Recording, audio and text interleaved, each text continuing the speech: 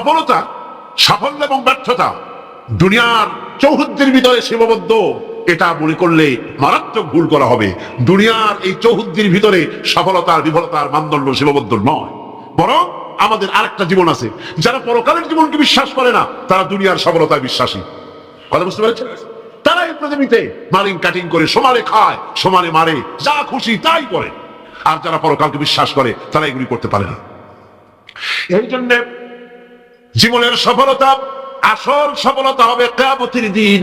আল্লাহ রাব্বুল আলামিন তার বান্দাকে যদি মাফ করে দেন, যদি দয়া করে জান্নাত দান করেন, এটাই হলো জীবনের সফলতা। সুবহানাল্লাহ। আল্লাহ পাক বলছেন সাফল্যের কোরআনী ধারণা ভিন্ন রকম। সূরা বাকারার প্রথম দিকেই বলা হয়েছে জীবন সফল হওয়ার জন্য কি কি করা লাগবে।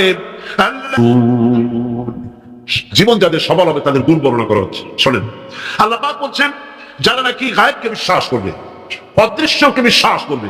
আমরা বিশ্বাস করছি কিনা? আর যারা জবাব দিলেন না, তারা বুঝি করেন না। অদৃশ্য বোঝেন তো? অদৃশ্য কি? আল্লাহ পাক। আল্লাহ পাককে দেখি না, কিন্তু বিশ্বাস করি নেই। এত আসতে বললেন কেন? বিশ্বাস করছি কিনা? অবশ্যই করেছি, হাজারবার করেছি। জীবনের বিনিময় করি। আল্লাহ পাক আছেন, ছিলেন, আছেন, থাকবে। হুয়াল হাইয়ুল কাইয়্যুম। যারা বিশ্বাস করে, যারা নামাজকে প্রতিষ্ঠা করে এবং নিজের রিস্ক থেকে যা সে ইনকাম করে, তার থেকে আল্লাহর রাস্তায় খরচ করে। আর কি? সেই কিতাবের উপরে বিশ্বাস করে, এর পূর্বে যত কিতাব এসেছে ওই কিতাবের উপরেও বিশ্বাস করে। ওয়াবিল আখিরাতি হুম ইউকিনুন। এবং পরকালকে বিশ্বাস করেছে যারা, তারা কি? এবার আসতেছে আসল কথাটা। উলাইকা আলা হুদাম মির রাব্বিহিম ওয়া উলাইকা হুমুল মুফলিহুন। এই হচ্ছে সত্য পথ। সত্য পথের উপরে রবে, তার মালিকের পক্ষ থেকে, মালিকের দেখানো পথের উপরে প্রতিষ্ঠিত, এবং এরাই সফল কাম। সুবহানাল্লাহ, এরাই সফল কাম।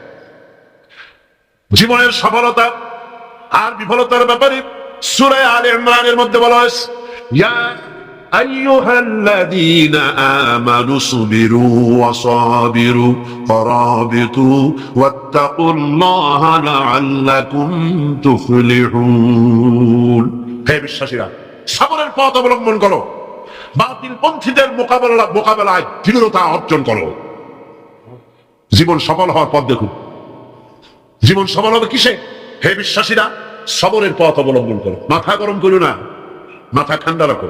সবরের পথ অবলম্বন করো। এই সবরের ব্যাখ্যাও আমরা এখানে করেছি। তারপরে বাতিল পন্থীদের মোকাবেলায় দৃঢ়তা দেখাও। এরপরে হকের পথে উঠে পড়ে লেগে যাও। আশা করা যায় তোমরা সফল কাম হবে। সুবহানাল্লাহ। আশা করা যায় তোমরা সফল হতে পারবে।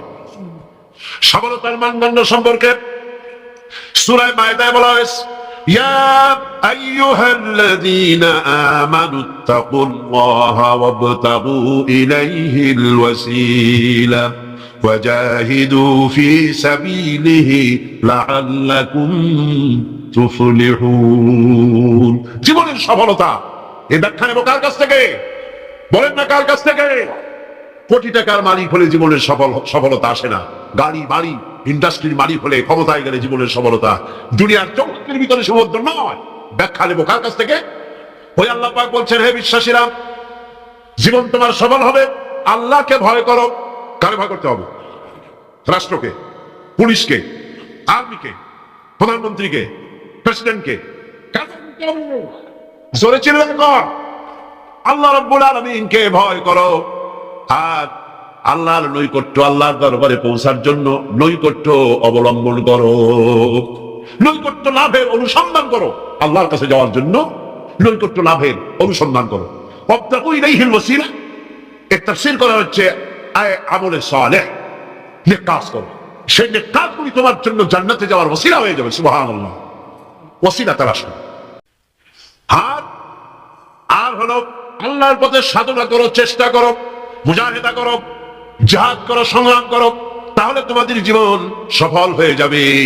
আবার সফলতার মানদণ্ড সম্পর্কে সূরা মায়েদার অন্য আয়াতে আল্লাহ পাক বলেন, ইয়া আইয়ুহাল্লাযীনা আমানু إنما الخمر والميسر والأنصاب والأزلام رجس من عمل الشيطان فاجتنبوه لعلكم تفلحون